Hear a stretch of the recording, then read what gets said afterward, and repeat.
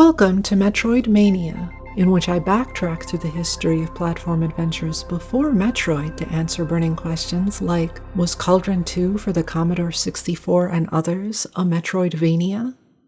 Released in the UK by Palace Software 3 months before Metroid, Cauldron 2 was a sequel to a platform collect-em-up inspired by Jet Set Willy.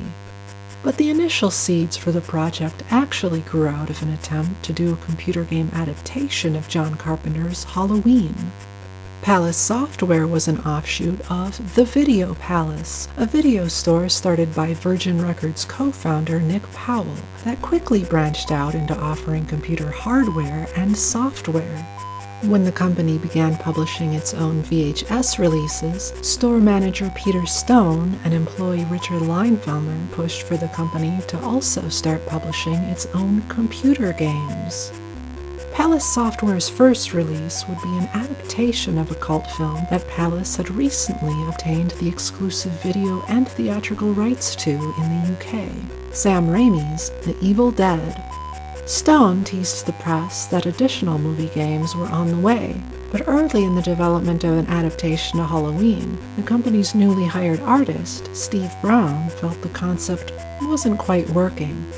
Instead, he pitched Stone on a new idea based on the holiday of Halloween, recasting a neighborhood pumpkin decoration as an enemy. Cauldron combined elements of Jet Set Willy with Defender, and when the result was a smash hit, the team quickly followed it up with a sequel, but with a twist.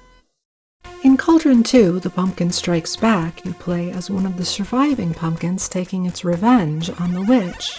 But first, you must explore her maze-like castle, cleverly designed in the shape of the palace logo, for 6 key items.